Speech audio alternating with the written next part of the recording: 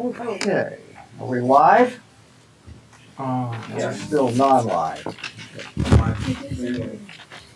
Okay. All right, we're gonna. You guys get a double dose of things today, right? Yeah. At this, so you're gonna really be like smart after today. All right, who wants to give this one a start? Christmas gift. Okay. You can go in the circle. But... No, you can go first today. Okay, this is a sponge biopsy, and the main thing that we see here is a cystic structure with a wall lining. It's a real cyst, right? Mm-hmm. So it's not a fake cyst. No. Okay. So the insides, the content of the cyst seem to have villous hairs. So my first diagnosis was villous hair cyst. The only question I had regarding this diagnosis was that there is a sebaceous gland in the wall. Yeah. And that puts me more in the category of dermoid cyst. Are you okay, Gabriel? Good. It could theoretically be a dermoid cyst, so that's a good possibility. And you can sometimes get a sebaceous lobule in the wall of a vellus hair cyst too. Mm-hmm. But a dermoid cyst would be a good idea because dermoid cysts commonly have other elements than just the cystic component and the cyst lining like we see here. Mm-hmm. So definitely it could be a dermoid. That would be the differential. So if you thought that, that's perfectly reasonable. And both of those get lots of hair shafts in the lumen of the cyst. So that's actually a good idea. I think this patient actually had kind of widespread lesions, so I think it actually clinically was a eruptive vellus hair cyst. Mm-hmm. So what else would you think about, if anything? What else? You think about steatocystoma? That may be crunching into this thing. I probably wouldn't with this. Why? With this architecture. Well, the architecture of steatocystoma, as far as I studied it, it is different with more like soft tooth. Good, excellent. It's got like a corrugated Mm-hmm. lining that's got a very pink eosinophilic hyaline-like, it's like a cuticle almost, Mm-hmm. because it's a sebaceous duct.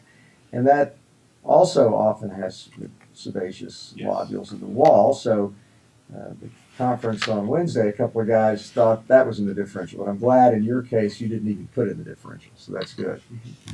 So it could be a dermoid cyst too. That's the main thing in the differential. Take a look at the list here. So this guy had multiple lesions. So those are the other things in the differential, and most of those up there really don't fit in the differential of the histology. They might clinically, the histology, you never think of a glomangioma or something like this. And so these are often multiple. They come up. They kind of look like steatocystoma. You biopsy them, and they turn out to show this morphology. Okay, very good.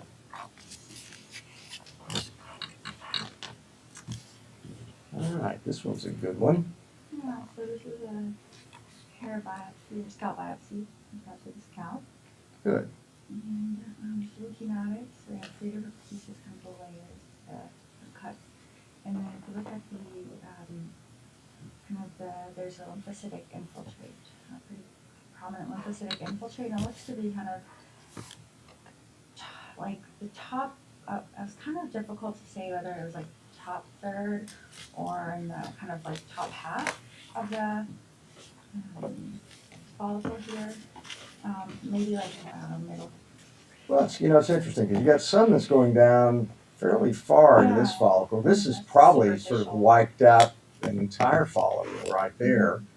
And this one's kind of, here's the infundibulum. It's definitely going beneath just the level of the infundibulum here, isn't it? Mm-hmm. So it's not just only here and no deeper than that. So that's funny. And then also, it's also involving the interfollicular epidermis. Mm-hmm. So that's helpful in the differential here. Mm-hmm. And here's the horizontal section. Shows the same kind of change, just in a horizontally sliced mode. So what was your differential here? So differential was lupus, extracellular lupus, or like LPP. Those are my 2 main differentials. Good. Very, very good. So sometimes it's nice to sort of go down a long laundry list of differentials, but really the best thing is if you can get it down to one or two things like you did. So so which of those two did you favor and why? So it was a little difficult because, like we talked about just now, the infiltrate's not really the way I learned it was, from the top third of the follicle, that's LPP, and then more as the isthmus, it's more the discoid lupus.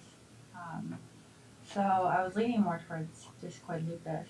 Yeah, there's another very helpful clue here. That's this involvement of the interfollicular epidermis. Mm-hmm. That's less commonly seen Yeah. with lichen planus than it is with discoid LE. So if you also look carefully, you probably see some thickening of the basal membrane zone here. Mm-hmm. That's helpful. It's got thinning of the epidermis. That's helpful. It's more commonly seen with lupus and lichen planopilaris. And then, yeah, it's usually LPP will just kind of target the hair germ area at the bulge. So it's the isthmic area that gets targeted, the infundibulum isthmus, and it kind of goes no deeper than that. So you just tend to target that. This one is going a little bit deeper than that, so that's helpful in this case. But the fact that you've got these other features really helps the diagnosis as lupus.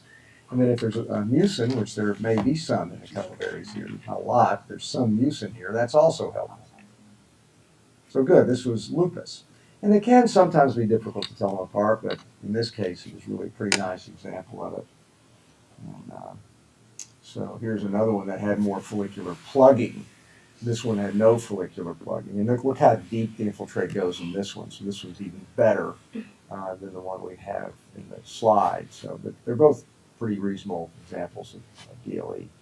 So there on the left is scarring alopecia associated with that. And once it gets there, that hair's never coming back, obviously. So we'll try to get it before that stage. So. Dr. Coughlin, the horizontal cross sections, there appeared to be preservation of the adnexal structures. So obviously, this is not the scarring portion yet because there's some acromegaly still present and whatnot. So I was actually thinking initially was alopecia non-scarring with inflammatories because I didn't appreciate any scarring. And you don't have to lose these. The eccrine units can stay there because the scar is centered at the follicle. Okay. So in other words, the scar it just basically hits this. So there's two types of scarring alopecia. There's the type where it just kind of zooms in on the follicle, like here. And then there's the type like follicular acid calvans where the follicle is ruptured and scars everything in between. Okay. So, and then sometimes you get this or LPP, we get secondary rupture of the follicles with scar that kind of extends beyond the follicle. But most of the time, especially in LPP, it just hits the follicle only. And then in lupus, it also hits the interfollicular epidermis. And if you look at it clinically, they may not look like a scar from, say, like a wound, but it's just basically the follicles are gone. So it is an inflammatory scarring alopecia. Let's look at the next slide. So you can just see some of the general clinical photos we talked about, histologic features that we talked about there. Okay. So these, inflammatory scarring alopecia, you want to diagnose them as soon as you can because if you can get them on therapy early, you can maybe prevent them from getting total loss of their hair. Okay, this is a shave biopsy. On the actual slide set that we got, it was really blurry, but just from here you could see that I think it's just a lot of maybe like serum crust. Yeah, there's a lot of purulent scale crust at the top, that's right. true. And then I could see like the hyperkeratosis, like lamellar hyperkeratosis kind of in between a part of it. And then there's the preservation of the normal cornified layer in some of these areas, that's correct. It's kind of an alternating abnormal cornified layer and then normal, that's a good point. Okay, and then epidermis looks like there's at least acanthosis from here, and some of it looks kind of glassy or more pale than the rest of it. Yeah. So you thought it was a neoplasm, right? Yes. And did you think it was an epithelial or non-epithelial? Epithelial. Yeah, and it looks almost like just normal skin's got an abnormality going on here. And did you think it was benign or malignant? That's what I was kind of questioning when I was looking at this. The fact that it was so crusty, or like the serum crust, made me think that something bad was going on. And then And then there's, let's see, because I couldn't see the cells on the, yeah. What about here?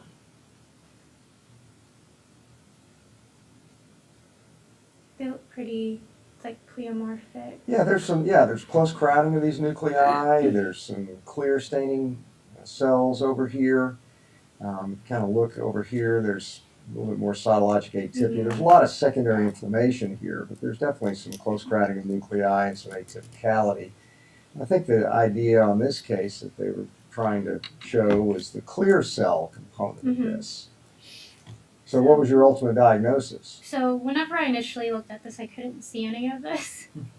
It just looked like a purple blob on the slide set. But You guys don't have a good cut or something? just like the electronic version was really blurry. The picture was out of focus. The scan that we got was the really scan blurry. photo. this one. I see. The crust was okay. We saw all the crust, but then I could only see purple for the Yeah, epidermis. forget that then. Look at the real slide that you got here. Yeah, So, this one has like, so all that atypia. I would think more, because at first I was like, maybe it's just like a really inflamed SK, but here it looks, because of the atypia, then I would lean towards more like maybe SCC yeah, in situ. good. It's like an SCC in situ with clear cell features, but there is some background features suggestive of kind of like an irritated SK with triclimal differentiation also. So this is a little bit of a tough lesion to diagnose. It's not. Some of these we see where there's frank atypia, a lot of mitotic figures, lots of very atypical cells. This doesn't really have quite as many of those as a classic perfect example would have. But you do see the clear cells here. I think the point in this case was just to point out the fact that you can get clear cell change in epithelial neoplasms, and you can see it in squamous cell carcinoma in situ. You can also see it in irritated SK and triclimal Verrucchi and many other lesions too, but this is a nice example of clear cell histology in the neoplasm. It wouldn't have looked anything like this clinically, but still. So this we thought was probably a squamous cell carcinoma in situ, but may have even arisen in association with an SK, because if you look at some of the areas, it sort of looks a little more like maybe a seborrheic keratosis right here, for example, the horn pseudocysts. So we do see, hang on, hello?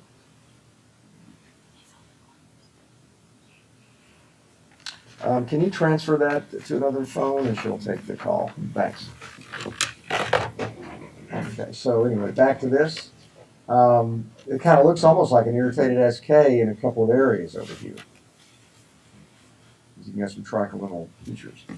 So let's look at this. So it's basically, this is a histologic change alone. You don't see clear cell features clinically, so you can see lesion looks like a classic squamous cell and it's got clear cell features histologically. So this is not a clinical feature. You can't look at any lesion clinically and say, that's going to be a clear cell squamous cell. Okay.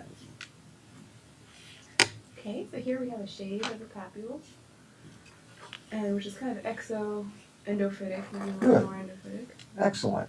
Yeah, I like that exoendophytic. So this is kind of the normal level of the epidermis. If you draw a line across here, say, hey, there's some evidence that this is sort of progressing both up as well as down. Mm-hmm. So, and it's kind of a cup-shaped. Mm-hmm. Cup-shaped, smooth borders, most part. And looks like everything's confined to the epidermis. Okay. And there's hyperkeratosis and kind of this glassy look to the keratinocytes, pink glassy look to them. Good. There's a little bit of parakeratosis as well, quite a bit. And orthokeratosis as well. So here I kind of thought Ka. Good. There's a little bit of cytologic atypia. Yeah, I was kind of looking at that too. So we could call it SCC type, but it didn't look very atypical to me. Just some areas at the bottom there. Well, these days, sadly enough, we don't really get Everything. to use the term Ka anymore. Yep.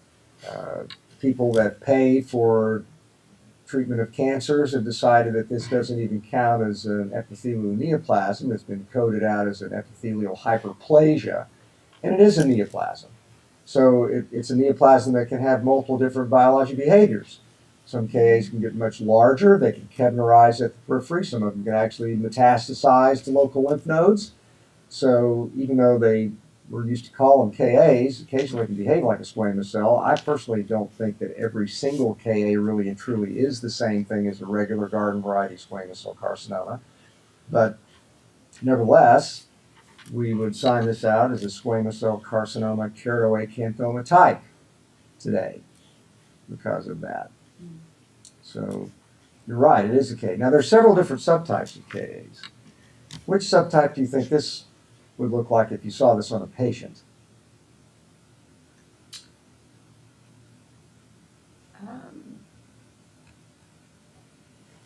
think it's a different subtype. So there's regressing. There's just So what if this patient had been taking a BRAF inhibitor, developed like a bunch of these? eruptive. Yeah, would that look closer like this, or I think that would look something like this. it does? They look a lot like Yeah. this. They don't really have the other type of classic KA that you see in somebody that gets a history of trauma and the lesion comes up in a couple, like a week. Those often have abscesses in them and lots of inflammation. The type that are the eruptive type, like BAT and the Grzybowski type, Ferguson-Smith, they look more like this. They usually don't have a lot of neutrophils in there. They kind of almost look like warts. And actually, some people have even identified HPV in some of these lesions. So some people think that some KAs were actually induced by human papillomavirus.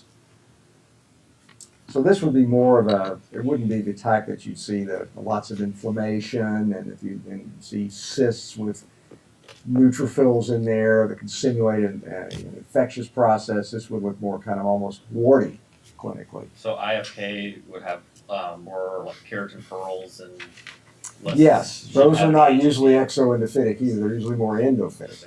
They kind of look, yes, exactly. And they don't have as much keratin pearls, just have squamous eddies. For squamous eddies. Yeah. So this would actually probably not look like this one. So, because this one, if you biopsy this, you can see all that crust and everything. That probably would be where you get some abscesses in there.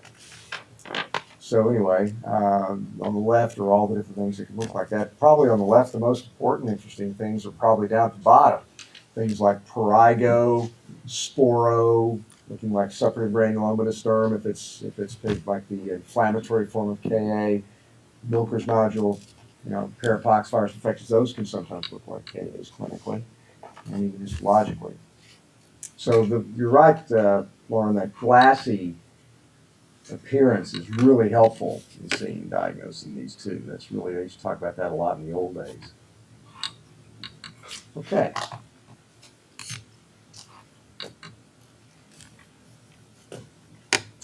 All right. So this was my biopsy. It was a little fragmented. So it took me a little while to orientate myself. And it seemed to me that there was a proliferation of the epidermis with kind of sheets of these cells and maybe some islands too. And there was a lot of surrounding inflammation.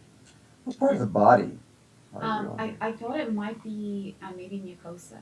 Yeah, good. How come?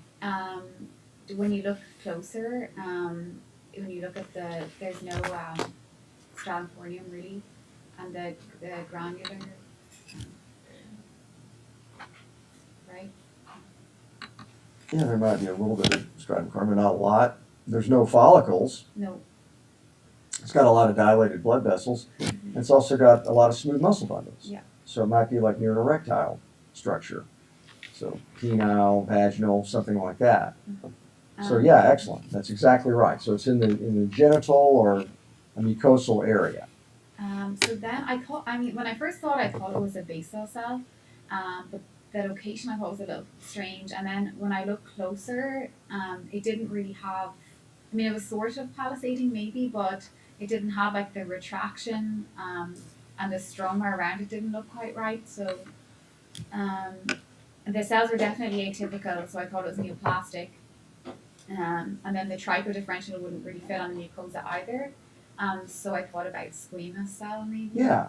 Notice how it's kind of got the background architecture silhouette of the basically squamous epithelium. Mm-hmm. And then start looking inside there and say, wow, these cells now this is really atypicality. Lots of pleomorphism here. There's scattermitotic figures. So in comparison to that clear cell squamous cell that had a lot of features in the background that look like an irritated SK. This has nothing that looks like any background irritated keratosis, does it? It's just pure neoplastic cells throughout. Yeah. And it's recapitulating, or still got the same overall architecture of skin, if you will. Very acanthotic, but it's got all these very strikingly typical cells throughout it. So what was your diagnosis? You thought squamous cell in situ? Yeah. Okay, good. Anything specific about, any other possibility about that? You said it kind of looks sort of fragmented. What's the overall low power appearance of this over here? So it probably, I thought that it was like fragmented and folded on itself, but now that I look at it, maybe it was more papular, Yeah, or almost not verrucous, but well, a little bit, isn't it? It's kind of got Yeah. papillation to it. It's papillomatous. So it might be somewhat verrucous clinically. yeah, there actually looks almost like a condom. Yeah, it looks a little like a condyloma. So what's the Oh. overall diagnosis? So like a HPV associated. Yeah, good. An HPV-associated squamous cell carcinoma in situ. And it's possible this may have started out as a condyloma, and it may have kind of started out as going to papulosis and ended up like this. But this is what you see when you see HPV-induced squamous cell. Now, which of the HPV subtypes would be associated with this? 16 is the only one, 18. Yeah, 16 and 18 are the most common. One So, question. Would you? I was thinking SCC also, and also I was thinking like verrucous carcinoma with these like tongues of yeah, probably epithelium not. hanging down. Generally, verrucous carcinoma is much more acanthotic and really much more endophytic. Okay. So a lot of this is just kind of tracking down maybe a little adnexal Oh, okay. epithelium and that sort of thing. It's got these tongues, but it's not actually.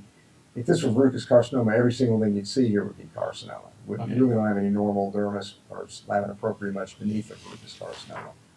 So it could look like one of these lesions, so clinically.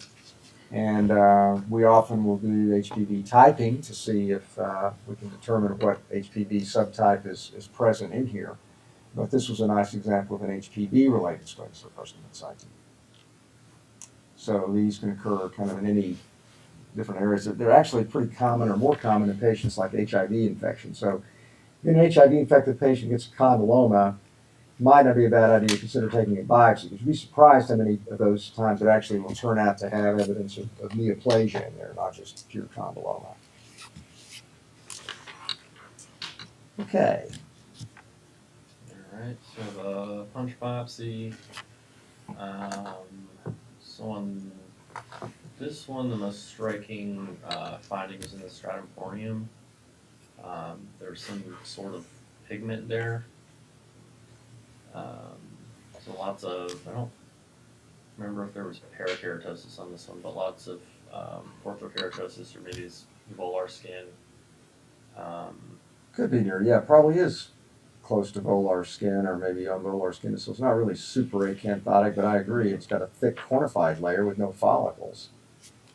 Yeah, so a little bit of acanthosis, but I was trying to decide what kind of pigment this was. I didn't see any hyphae. This would be a lot of pigment for something like Tinea nigra, but I didn't see any hyphae there. Good. What's the actual structure of this pigment? It's pretty globular. Yeah, they're little small globules, and it's kind of refractile in a way. If you look at it like this. So when something's refractile, that sort of is a sign that there's at least, it can be like crystalline, if you will. Like hemosiderin is refractile, but melanin is non-refractile. So this is probably, this could be some sort of a chemical that might have some kind of crystal refractile index, theoretically. Yeah, so I guess when I originally also thought maybe it was hemosiderin, maybe like talon noir or something like that, but still a lot of Yeah, pigment. that's in the differential, all right. You're right, that's a good idea. So an exogenous chemical that can stain the stratum corneum. And notice how it's kind of situated at the top in a diffuse pattern across the entire specimen. It really doesn't get down past more than about this little area of the stratum corneum, interestingly enough. So it almost looks like something was applied on the surface. Mm-hmm. Just trying to think of what can only stand a strong pouring. Aluminum chloride, I think, can. Yeah, but that's not black like that, is it? Black, I wonder if you ever worked in the ER and somebody came in with a PG and you wanted to try to coagulate it. Oh, like silver. Yeah, silver nitrate. Yeah. So this is those little silver nitrate sticks that come on those little wooden Q-tip like things, and Like the you powder. take that and get them wet, and then you get some on your finger, and it then looks like this. So this is silver nitrate tattoo, and it basically stains your stratum corneum. It takes normally about 6 weeks to go from here to here, and then another week or two to go from here. So this probably going to go off in about a week or so from these guys' hands, I would imagine. Totally benign, but yeah, the differential are going to be things like tinea nigra. They're going to put that in the differential. They might put melanoma. They might put carbon tattoo. So those are the kind of things that the board might put on there for you. I doubt seriously they would ask this on the exam unless they showed you a picture also, but at least you've seen it now. You know what it looks like. Now, there's one other substance that can give you black discoloration on the skin associated with an irritant dermatitis and a contact dermatitis. When you look at it under the microscope, it's got kind of a dark yellow-brown, non-refractile substance in here. I showed this to the residents at Baylor. They didn't know what it was. One third year did get it, actually. Any ideas? Is it like celery, rotten celery? No, that's a good idea, but that's furocumarin. That's like porphyrin. It's more like puva. And that actually doesn't get anything in the epidermis. That causes melanin down here. So it's basically causing a phototoxic reaction that gives you hyperpigmentation. Black, like that? If you look at it clinically, they get small black dots or sometimes larger black areas. And they get an irritant dermatitis and also an allergic contact dermatitis. Oh, it's from poison ivy, like you're Yes. like it's Black the dot poison yeah. ivy. It's from the resin. And sometimes, if you actually get exposed to a wheat that's got a lot of oleo resin in there, urushiol, it'll actually deposit on their skin, and it actually looks black, and it can lead to initially irritant dermatitis with epidermal necrosis and infiltrated neutrophils. And then as it sort of decreases the concentration, it becomes more of an allergic contact dermatitis, like classic poison ivy. So just remember that too. That's pretty rare, but it's something you'll see on occasion. It does not look histologically quite like that. It's more yellowish brown. Dr. Cockerell, would self-tanner show up? It's hard to see self-tanning histologically at all. Okay. It's sort of I just wondered barely that. stains. It's nothing like this. Okay, yeah, we were wondering what it looked like. It's a chemical reaction that just binds to the stratum corneum and produces color, but you can't really You can't see it like this. histologically. Okay. It's almost We were wondering invisible. if maybe this was it.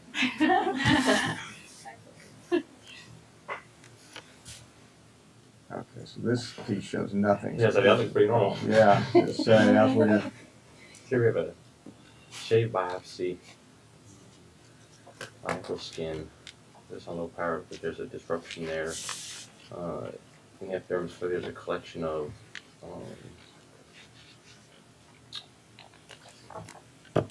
basaloid type cells, yeah, basophilic cells in there, aren't there? and then within that collection, there's obviously some material that jumped out at you. With, pinkish debris. Makes me think of like one of the reactive disorders or perforating disorders. Yeah, the perforating disorders.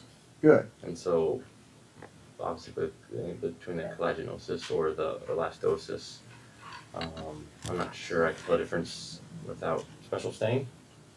Oh, yes, you can. Oh, yes, I Well, can. we'll get you squared away on that. When you see degenerated elastic fibers, they take on this very pink Highland kind of color like this, and they're kind of coiled a little bit like this. So these are elastic fibers. So these are degenerated elastic fibers that are being transepidermally eliminated from the epidermis, as you see, forming these little channels here with all these neutrophils and inflammatory cells coming in. So what's the diagnosis here? Elastosis perforans. Yeah, elastosis perforans serpiginosa. You can't tell the serpiginosa histologically, but that's basically what this is. Now, what caused it in this guy, or can you really say what caused it in this person?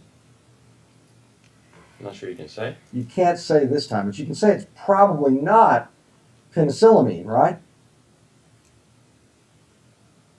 What do you see with penicillamine that I'm not really seeing in this area right here? I'd be guessing the inflammation. We actually see the little bramble bush morphology to the elastic fibers. They get kind of a PXE-like, acquired PXE. The elastic fibers come abnormal, and then they get transepidermally eliminated, so you get EPS in penicillamine-induced PXE. So that's fairly common. If you look at the histology of that, you see the little bramble bush morphology. You don't really have that here. So these are just kind of degenerated elastic fibers. So what's the background scenario where somebody might have developed this situation?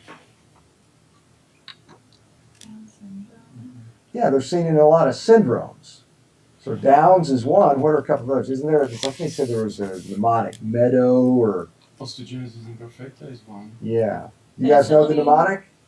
No. It's something like Meadow, or the Baylor residents knew that. So there's Rat moped. I'm gonna Google this.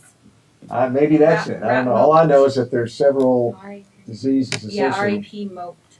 Moped or moped. Moped, okay. Rothmid Thompson. Rothman Thompson is one. Acrogeria penicillamine. And then moped is Marfan's, osteogenesis imperfecta, pseudoxanthoma elasticum, Ehlers-Danlos, and Downs. Yeah, there you go. So you know it now. Yeah. So anyway, there's basically, we talked about what are some other things that can be transepidermally eliminated besides elastic fibers? And how does it happen in that situation?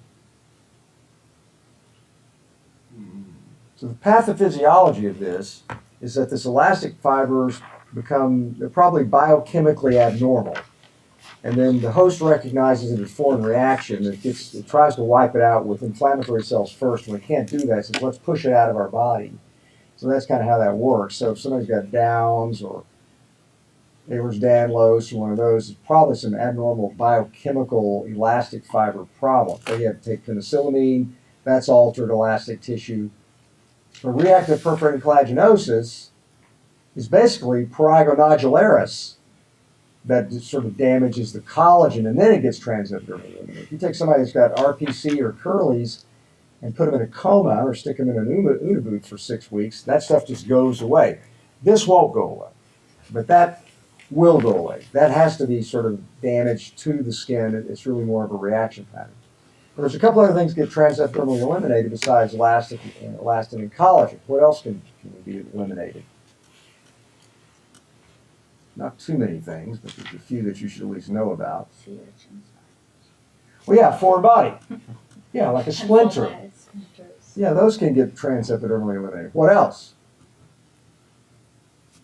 Uric acid.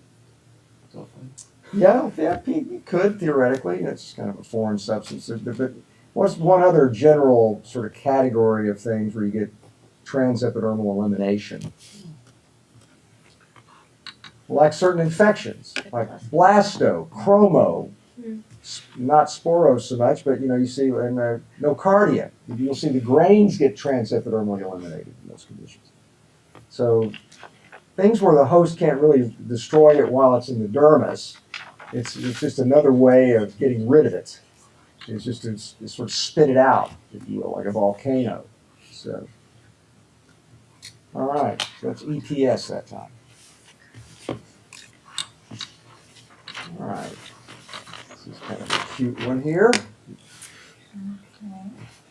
So here we have a dermal nodule. It's well circumscribed. On higher power, it looks like neural tissue with some barricade bodies. You don't even need to go to higher power, do you? You can see that at low power. Sausage with schwannoma. The architecture is a little bit, seems like there's like multiple, so maybe like a plexiform schwannoma. Or just regular old schwannoma. It's just got multiple little barricade bodies in it. Usually plexiform's gonna, this is like the main little nodular aggregation. You're gonna see like lots of these entire aggregations that kind of form a net-like structure in a plexiform lesion. So this is probably like a little papule or nodule. You just had multiple little small barricade bodies in it. So the barricade body, this is a beautiful example of that. This we get the little Schwann cells at the periphery, and then centrally it's acellular, kind of pink and amorphous like you see here, grayish and amorphous like you see here. So that's the Antoni A area, and this is the Antoni B area. You get the delicate spindle-shaped cells with the fibromucinous stroma. So this is the Antoni B tissue in a schwannoma that's mostly Antoni A. Sometimes we don't really subclassify them. We don't see barricade bodies. We'll just call it like a schwannoma, neuronoma, not otherwise specified. Okay. One other clue that you can use to sort of assess whether you're dealing with neural lesions is that the blood vessels get a pretty thick wall around them in many cases. So if you see like a thick wall blood vessel, that kind of is seen commonly in neural differentiation. Okay, anybody have trouble with this one? This was like a Christmas gift also, but it's a nice example of it. So this is kind of what that might have looked like clinically, and then histologically, there's really not a lot in the differential diagnosis, something like this. Maybe a cutaneous myofibroma would be the closest thing I would think of that might look like this, which unfortunately didn't make it to the list. But that's something that can sometimes look like pseudovaricate bodies. And you get vascular proliferation around the periphery, you know, a basophilic, almost mucin-like discoloration, and that's due to myofibroblasts. Okay. All right, this one. Okay. This is a punch biopsy. Yes. A little bit broken down. So I think the main issue here is having the fat. Good. There is some sort of inflammatory infiltrate. Yeah. So what's your general category of disease here? So it looks like a paniculatus. Yeah, it's inflammation of the fat. So when you have that, what's your general approach to dealing with So paniculatis? the main approach is either it is septal or lobular Or or both. both. So mostly septal, mostly lobular, or really doesn't really favor one or the other. Yeah, So which of those did you think was going on here? I thought it was both. Yeah, both. When it's both, what does that make you think right off the bat? How many diseases are really kind of equally both? I'm not sure many. Like almost none. Yeah. You know, maybe an infection, Yeah, for example, infection can do that. factitial. Yeah. So not any of the classic paniculitides like erythronoidosum or nodular vasculitis. No. So when it sort of looks like it doesn't fit with something, then you say, well, this isn't one of the classic paniculitides. Maybe it's something else going on that's causing this. Yeah, it didn't look infectious. It didn't look like exactly, there was no signs of vasculitis. There were no, like, I didn't see like the classic presentation for EN. Yeah, exactly. It sort of doesn't look that good for any of the classic No. paniculitides. There are a number of fat microcysts, and there are a lot of Yes. lipophages here. Yes. So basically, yeah, I could tell that there was breaking of cell fats, some dead cells. I couldn't really put together what caused this, as I said. So what is your most likely diagnosis? I am not sure, like some sort of trauma or Yeah, like traumatic fat necrosis or maybe factitial paniculitis, Mhm. something like that. So that's good. That's the right answer. This is just sort of degenerated necrotic fat. that was probably related to trauma or something like that. Sometimes post-surgery, Huh. you'll see this kind of change. But you have to think about things like factitial and trauma and those kind of things when it sort of doesn't fit well. Now, this on the left is not what this is. That's subcutaneous fat necrosis of the newborn. Yes. So that's a specific diagnosis. So that doesn't fit with this case, No. which is just non-specific fat necrosis. Yeah. So that would not be a good. When I did it in Baylor, I took that out and put a different picture in because that's not a good example because that shows very classic histologic findings of crystals within lipocytes and then secondary inflammation. This is different than that. This does not show any crystalline changes at all in any of these lipocytes. So this really wouldn't look anything like subcutaneous fat necrosis. So what are the clues in this one that will lead you away from, I mean, infection or, obviously. Yeah, well, infection is going to have suppurative granulomatous change, a lot of suppuration. That would militate against infectious paniculitis somewhat. But infection is one of the things that can give you a septal and lobular. It doesn't respect either of the septal or the lobular. So that can like wipe out all the fat. So that would, but you'd want to see if it's going to be infectious. I would want to see more suppuration and more maybe granulomatous inflammation. So it probably would be infectious. So are those cells kind of histiocytes? So there's like the larger cytoplasm, they're kind of light gray and they're kind of infiltrating or they're replacing some of the fat of all of those cells. Are those just. Yeah, these are little lipophages. I mean, I would even wonder whether they might have injected something here. I'd polarize this. Silicone can kind of look like this a little bit. Yeah. It might have been really at the site, say, close to where they had a breast implant or something. So if I were signing this out, I'd want to polarize it. I'd correlate it with clinical and probably some sort of trauma was related to this. So anyway, it's a nice example of just degenerated fat, and then the kind of nice example is where it doesn't fit within the classic inflammatory panicular disease. Okay.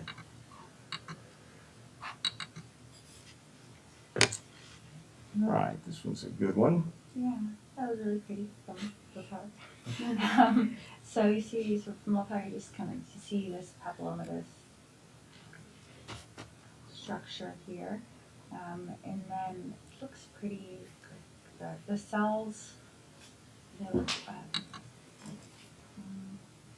I was trying to figure out like what part of the body this was on, and Yeah, what part of the body did you think it was on? It's not just screening any specific area, but there are a few things that are missing that might help you a little bit. yeah. So the cells, they were kind of like a little larger. Almost a little like foamy looking, but there wasn't really, I didn't see like a large, like a stratum, big stratum corneum. Yeah, so what you might be near Mucosal mucous area. membrane again, right? Mhm. Good. And then it definitely looked like a condyloma. Yeah, it looks warty. Could be condyloma. It could be just maybe a verruca vulgaris, say, near mucous membrane, but it's in that setting. You're exactly right. And if you look carefully, there are also some coralocytes in some of the areas. Mm-hmm. So yeah, there was even like a verruca on the mucosa, and then. Now, there are a couple of mitotic figures in here. Is this cancer that's developing in the wart? I didn't think so. Good. Yeah, you can get mitotic figures, especially the basal cell layer in normal skin, but also in warts. So I think you'd want to be a little cautious, especially if it was condyloma, because you worry about HPV that's maybe oncogenic. But there also is another area here. Call your attention to what's going on at the very tips of these follicles, of these So it papillae looks like here. there's like newts. Neutrophils. Mhm. Okay, so is that just, we're not going to pay attention to that? Yeah, no. So whenever I looked closer, so I saw these newts here in the stratum corneum, and at the tips there, and then I was thinking that, what could be causing this. Saw some figures in the stratum corneum. Some kind of looked to me like yeast-like figures. Good. So yes, there are yeast, and there are little pseudohyphae in here. Notice they're kind of drilling for oil. They're kind of progressing down. The Candida and yeast, they grow this way. Dermatophytes grow this way. But whenever you get neutrophils in the cornified layer, or neutrophils at the tips of something like this in a mucous membrane, you want to make sure that there's not superposed candidiasis. And indeed, in this case, there was. So if you just treat their wart and they still have candida there, it may grow back and they may have some ugly candidiasis, et cetera, et cetera. Sometimes we see features that look almost like a cancer with lots of verrucous epithelial hyperplasia, and they have candida. And that's basically a manifestation of verrucous candidiasis. So what we do in that situation is we recommend treating the candida. So get it treated, see what happens to the epithelium. If that doesn't, if it goes away, and it's not, the atypia goes away and everything goes away, it's probably just verrucous candidiasis. So beware of overdiagnosing squamous cell carcinoma when it's verrucous epithelial hyperplasia in the setting of candida. And you can also get candida superimposed on squamous cell, so you don't want to just blow it off, but you want to make sure that you don't overcall it either, because if you chop off somebody's lip and they just have candida, it's probably going to come back. I've seen that happen before also. So would you send these samples, would you send them for HPV subtyping? We usually do. Yeah, we usually do. I mean, to me, I think it's valuable to know. It just gives you more information. So, we do send it off. Here's another nice little Christmas gift for you Yeah, guys. this is like one of the few that I knew. It's an endophytic Good, lesion. good. And this was not so exoendophytic either. This one is more just purely endophytic. There's a lot of serum crust and looks like acantholysis, Good. dyskeratosis. Excellent. So I called it a warty dyskeratoma. Good. So this is acantholytic dyskeratosis. These are the corones and the grains, which are acantholytic dyskeratotic parakeratotic cells. The corones are acantholytic dyskeratotic cells of the spinous layer in here, the granular cell layer, but they're not specific for warty dyskeratoma. I've seen any of the diseases where you get acantholytic dyskeratosis. Okay. What was your differential diagnosis, or did you have one? Maybe you just instantly said it has to be that. I just remembered this cup-shaped thing from our last quiz, but other things. I mean, if you're looking at, acantholytic processes, I would have a differential looking at it because it does look kind of with the serum crust. I mean, you could think like maybe SCC or something initially. Yeah, so if you're like writing a board exam, you're probably going to put acantholytic squamous cell carcinoma on the exam. This has got zero cytologic atypia and virtually no mitotic figures. So things that are more acantholytic that would probably trick me. Maybe would be like Haley or like Darius. Yeah, and again, seeing this architecture basically rules those out. Solitary keratosis, Grover's disease, linear Darius disease, epidermal, those all have the same type of acantholytic dyskeratosis. So it's a reaction pattern. We've talked about that many times. So in this case, it's warty dyskeratoma. This is what these lesions look like. Clinicians usually never get this right. So they almost always send them in just as roulette basal cell or something like that. So they usually don't get this correct. So this is the differential is of some of the stuff on the left side. But when you see the solitary lesion like that, it's really helpful. Now, if you just get a superficial shade of something like this and you don't get down deep enough into it, you're not going to make the diagnosis very readily. So you really need to make sure you take a deep saucerization biopsy that gets kind of to the bottom of this thing. If you just got something up in this area, and a lot of biopsies we receive don't go any deeper than that, you're not going to be able to make a diagnosis. Okay.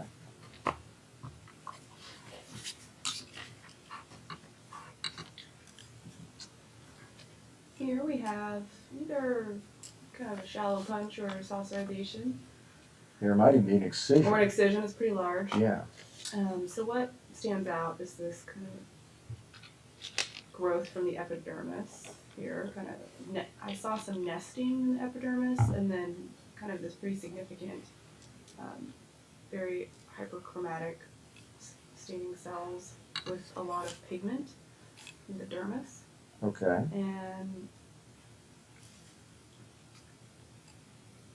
when you look closer, Do you think it was an inflammatory or I neoplastic think it's process? neoplastic, Benign or malignant? malignant. Okay. So when I looked at the cells themselves, they were very pleomorphic. So what was your diagnosis? Because of the pigment, and I did see some nests kind of higher up, that melanoma. Okay. What's this phenomenon right here? Just the necrosis. Yes, good. So that's the main That's a teaching feature. point in this case, Uh-huh. is the fact that it's malignant melanoma with necrosis en masse. Mm-hmm. So you're right, you can use some of the other features like asymmetry, large size, poor circumscription, all those architectural features. But if you see necrosis en masse in a melanocytic lesion, it's pretty much melanoma until Mhm. proven otherwise. Mm-hmm. So this is a sign that the neoplasm is outgrowing its blood supply. It's ischemic in there. That's almost always, that's 99 points, it's almost pathognomonic of malignancy when you get that. So this is melanoma in which there was necrosis. So if you're not sure it's melanoma and you see that, then you say, it's melanoma, and then you can kind of look at other criteria to support it. So this is a great example of where you got necrosis en masse within a malignant melanoma. Kind of Would you interesting. stain this? Even stain this, or is this pretty good? Nah, Yeah, we didn't okay. stain this. We don't believe in staining unless you just really, Yes. a lot of guys, stain at the drop of a pin. I don't favor that. Kind of an interesting lesion because it's got this multinodular aggregation. I wonder if this thing might even have been a satellite metastasis in a way. What do you measure it from? I'd measure the whole thing if I thought this was primary all the way down to there. So I thought I did see a connection to the epidermis. Yeah, this may be a met that just basically had necrosis. Epidermotropism, maybe too. You know, how much epidermotropism? It was dermatotropism. So like a dermal met, probably. So anyway, that's the differential there. So just remember, if you get necrosis en masse, beware. Okay, let's give this one a go. This is a fantastic biopsy that we don't get very frequently. Yes. So this was a nail. And it looks like we have an attached portion of the nail bed or nail matrix. Good. Wow. Yeah, I think this is probably, unfortunately, there's a little bit of an artifact there, but that's Mhm. probably the nail matrix Matrix. epithelium way back here. So I don't know if was this colored in the cup, but I noted there was a lot of spindle-like cells with surrounding pigment. So I considered like a talon noir or melanoma. I don't know where that was, sorry. There's tons of melanin Yeah. in the nail plate. Right there, see it? Yeah. And it's Yeah. not only melanin. There are also some melanocytes up here, too. Yeah. And you said spindle cells. Yeah, I wrote down that I saw spindle-shaped cells. So, You sure you're not talking about dendritic? maybe it was more dendritic. Yeah. See, look at these dendrites. Yeah.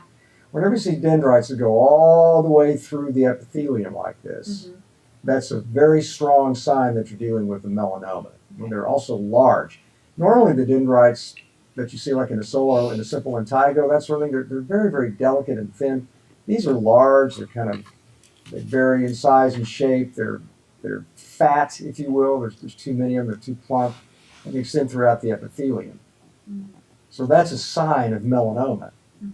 Even though we really don't have a whole lot of matrical epithelium here, this is an excellent biopsy. These are tough to get. I mean, longitudinal biopsy, they thought they were getting an intact with a lot of matrix. They really didn't have a whole lot of matrical epithelium. You see that there's really no subepithelial connective tissue here. They may have submitted another piece of tissue, but notice how the epithelium adheres to the bottom of the nail plate. Yeah. So when you avulse your nail, that's bringing epithelium along with it. This is really very tight attachment here normally. And all this melanin, it's not like a simple intigo where you see these little smokestacks of column of melanin. This is diffuse melanin throughout the epithelium.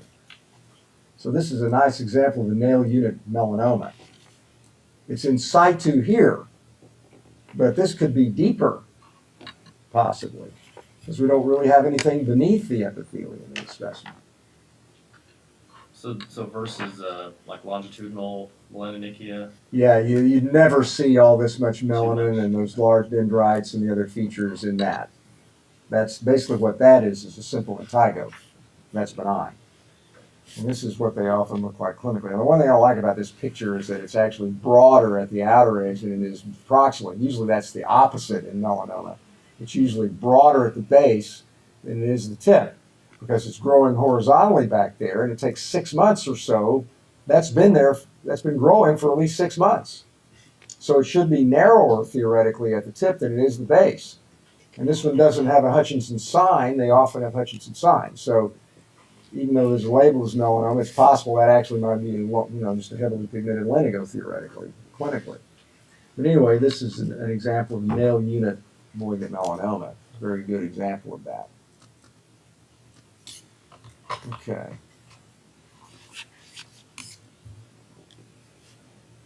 All right, so we have a punch biopsy. A little bit of parakeratosis, but we wouldn't call it volar skin. Yeah, it may be kind of close to volar skin, but it's probably not on volar skin itself. I would agree with that. So some acanthosis. On this one I did see maybe some nesting at the junction, so maybe this is related to a melanocytic lesion or something, but there's a lot of inflammation that's in the dermis. Yeah. What about these blood vessels? Yeah, large blood vessels. These ones, I was going back and forth between vasculitis and I think this is more vasculopathy, because I think there's, on some of them, there's some kind of thrombid and they're thickened. Yeah, what's this material in the wall of these blood vessels? And it's actually, well, it looks hyaline. Hyaline is basically just kind of a color, right? It looks pinkish and amorphous like that. But what is the actual material that looks hyaline here?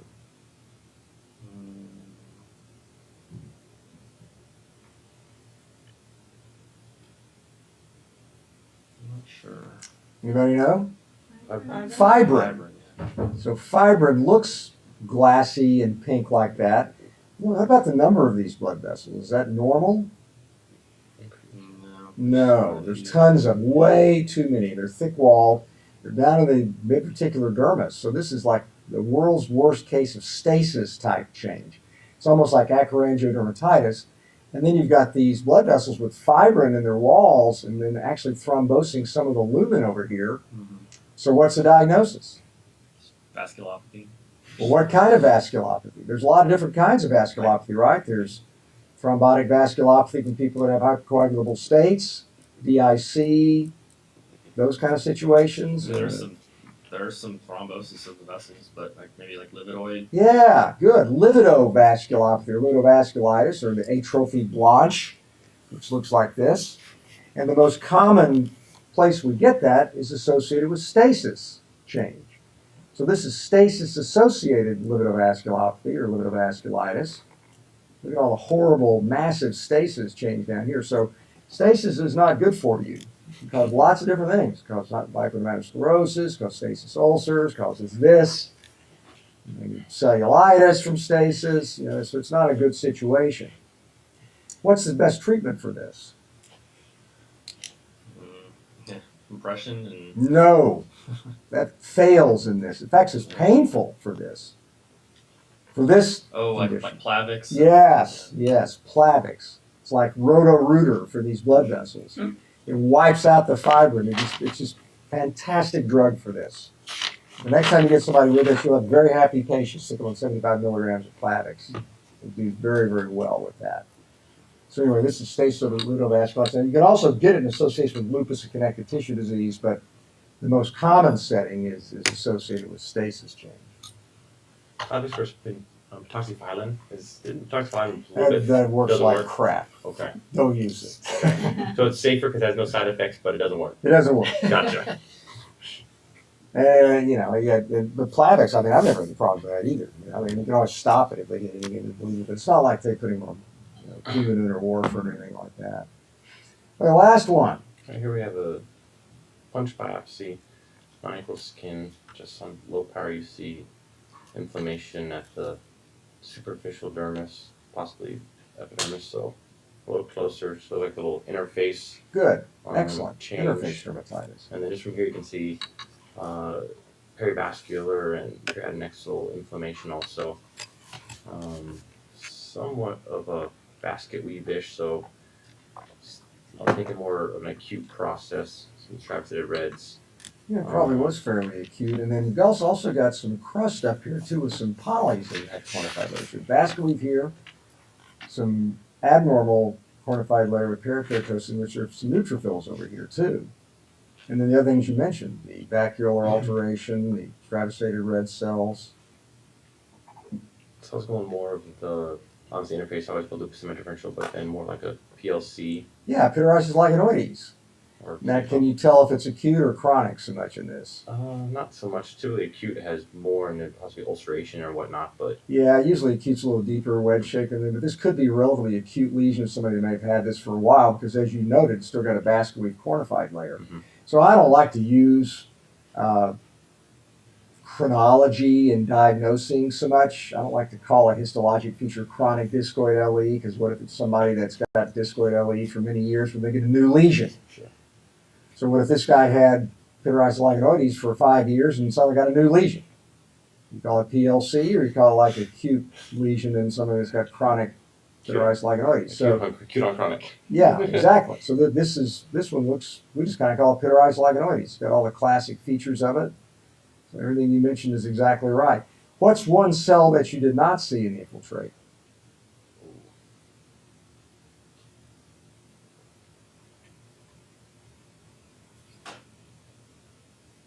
It's pretty repeatable also. If you see a lot of those cells, it's probably not pityriasis lichenoides.